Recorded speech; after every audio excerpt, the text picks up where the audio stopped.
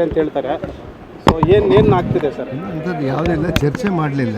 ನಾನು C M ಅವ್ರ ಹತ್ರ ಚರ್ಚೆ ಮಾಡಿಕೊಂಡು ಅವ್ರ ಹತ್ರ ಏನು ಕೂಲಂಕುಷವಾಗಿ ಮಾತಾಡಿಕೊಂಡು ನನ್ನಿಂದ ಪಕ್ಷಕ್ಕೆ ಮುಜುಗರ ಆಗುವಂಥ ಸನ್ನಿವೇಶ ಬಂದಾಗ ನಾನು ರಾಜೀನಾಮೆ ಸರ್. ಅಂದ್ರೆ ಈಗ ಬಿಜೆಪಿ ಅವರು ಯಾಕೆ ಸರ್ ಈ ರೀತಿ ನಿಮ್ಮ ಮೇಲೆ ಟಾರ್ಗೆಟ್ ಮಾಡಿದ್ದಾರೆ ಸರ್? ಬಿಜೆಪಿ ಅವರು ಗೊಡ್ಡು ಬೆದರಿಕೆಗೆ ಯಾರು ಬೆದರಲ್ಲ ಸರ್. ಇದೆಲ್ಲ ಒಂದು ಕುತಂತ್ರತನದಿಂದ ಮಾಡುವಂಥದ್ದು. ಪಾದಯಾತ್ರೆ ಶುರು ಮಾಡ್ತಾರೆ. ತಾವು ದಲಿತ ಕಾರ್ಡು ಪ್ಲೇ ಮಾಡಿದ್ರಿ. ನಾನು ದಲಿತನೇ ನಾನು.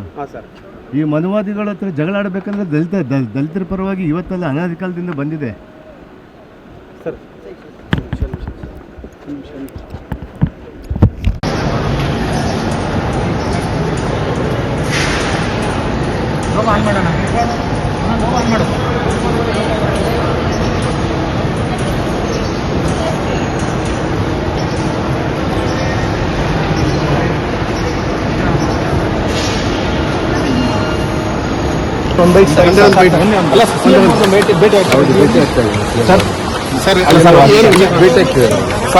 ಅಲ್ಲ ಸರ್, ಈಗ ಸಿಎಂ ಅವ್ರನ್ನ ಭೇಟಿ ಆಗ್ತೀರಾ? ಅಲ್ಲ ಪ್ರೆಸ್ ಮೀಟ್ ಸಿಎಂ ಅವ್ರನ್ನೂ ಭೇಟಿ ಆಗ್ತೀನಿ, ಮಾಡ್ತೀನಿ. ಅಲ್ಲ ಸರ್, ಆಮೇಲೆ ಸಿಎಂ ಅವ್ರು ಹೇಳಿದ್ದಾರೆ ರಾಜೀನಾಮೆ ವಿಚಾರ ಸಂಬಂಧಪಟ್ಟಂತೆ ನಾಗೇಂದ್ರ ಅವರೇ ಸ್ಪಷ್ಟನೆ ಕೊಡ್ತಾರೆ ಅಂತ ಹೇಳ್ತಾರೆ.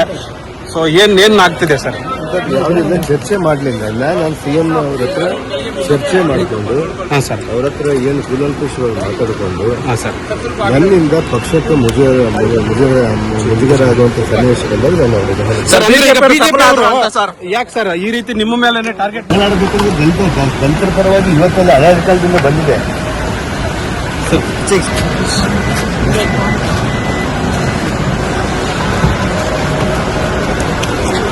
ಮುಂದೆ ಬಂದಿದ್ದೀನಿ.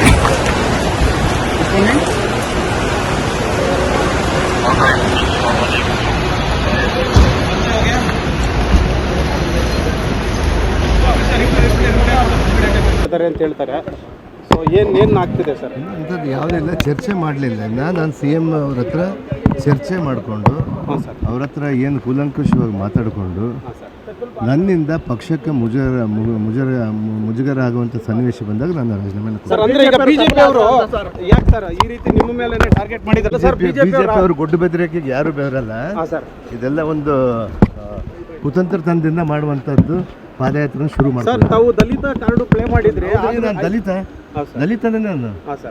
ಈ ಮನುವಾದಿಗಳ ಹತ್ರ ಜಗಳ ಆಡಬೇಕಂದ್ರೆ ದಲಿತರ ಪರವಾಗಿ ಇವತ್ತೆಲ್ಲ ಅನಾದಿ ಕಾಲದಿಂದ ಬಂದಿದೆ ಸರ್.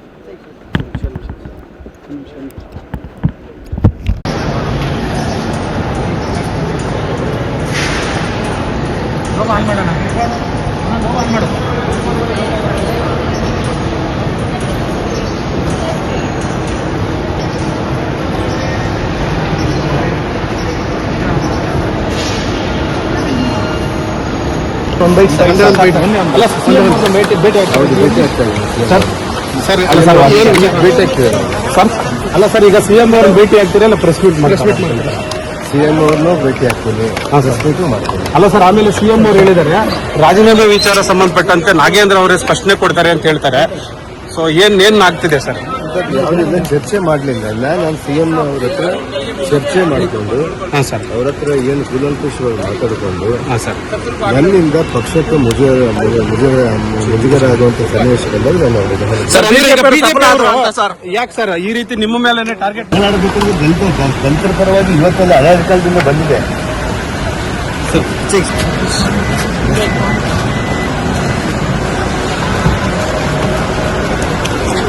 ಮುಂದೆ ಬಂದಿದ್ದೀನಿ.